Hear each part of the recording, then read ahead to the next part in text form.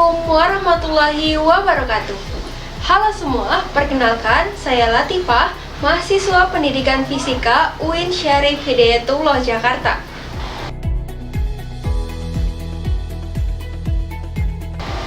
Pada kesempatan kali ini, saya akan memberikan sedikit sosialisasi mengenai AKM pada siswa kelas 10 SMA Negeri di Kota Bekasi.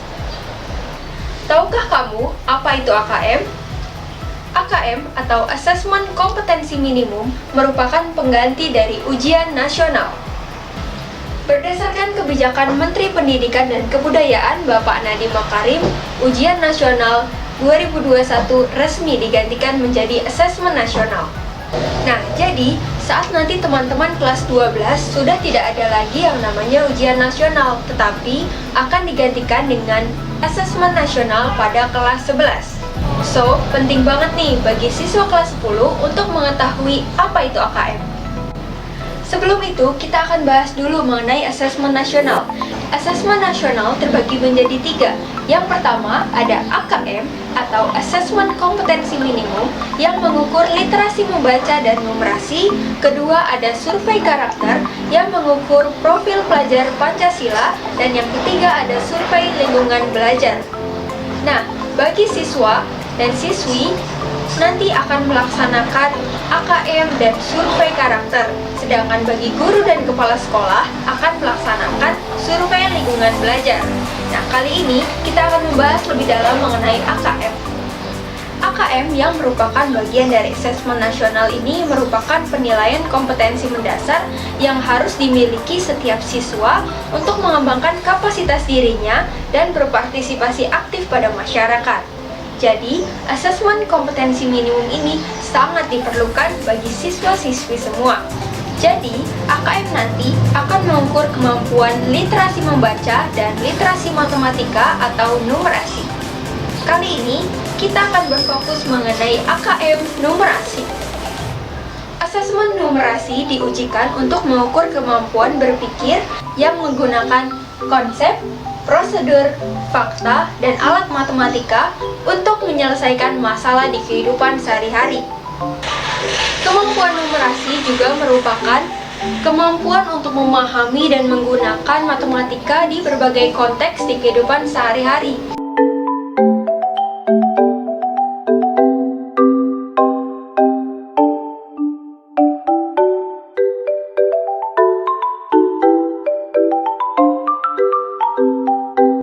Komponen literasi numerasi terdiri dari konten, konteks, dan proses kognitif.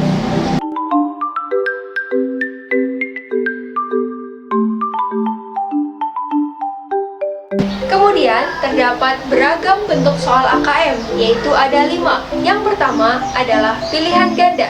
Siswa dapat menjawab satu jawaban benar. Yang kedua, ada pilihan ganda kompleks. Siswa dapat memilih lebih dari satu jawaban, bisa 2 atau 3 jawaban benar. Kemudian, di pilihan ganda kompleks, siswa juga bisa memilih pernyataan benar ataupun salah. Selanjutnya, ada menjodohkan. Siswa dapat menghubungkan satu titik ke titik lainnya yang merupakan pasangan pertanyaan dan jawaban. Yang keempat, ada isian.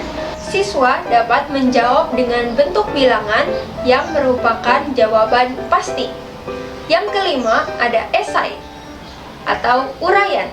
Siswa dapat menjabarkan jawabannya berupa kalimat-kalimat.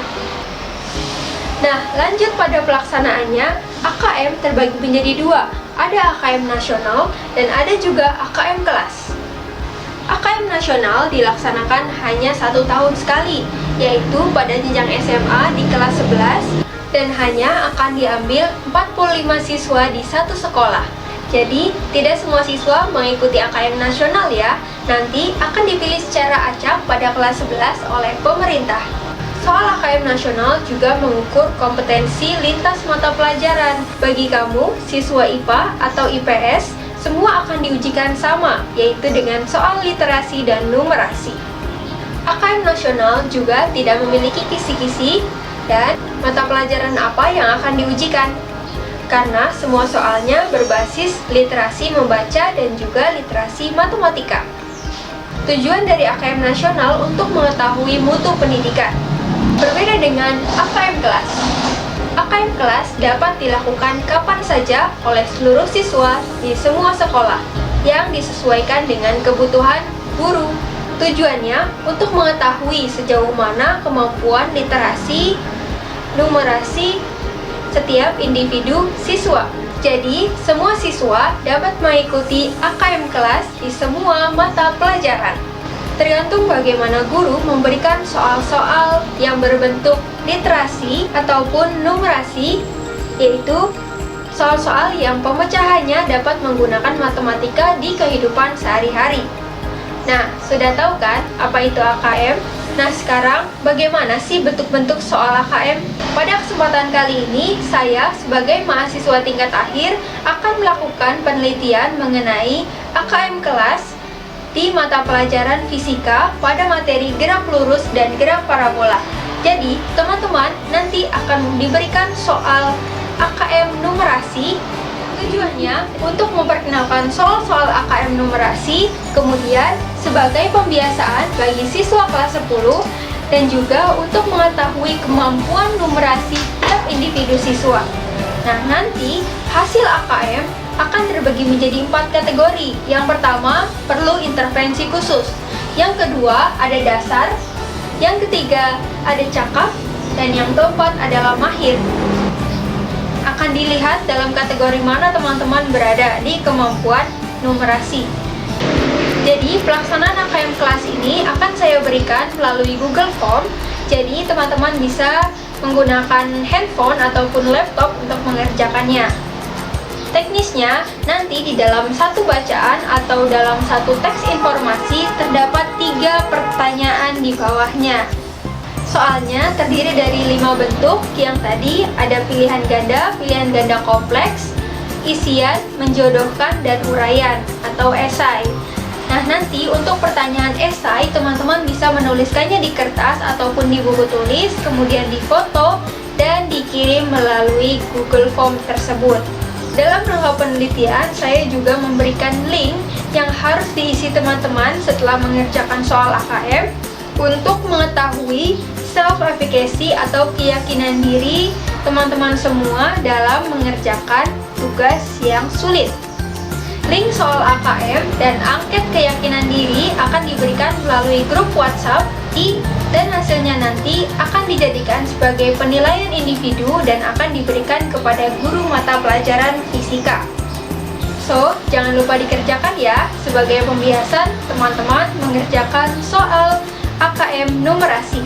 Terima kasih saya ucapkan, semoga teman-teman sehat selalu dan dipermudah dalam pelaksanaan AKM nasional nanti.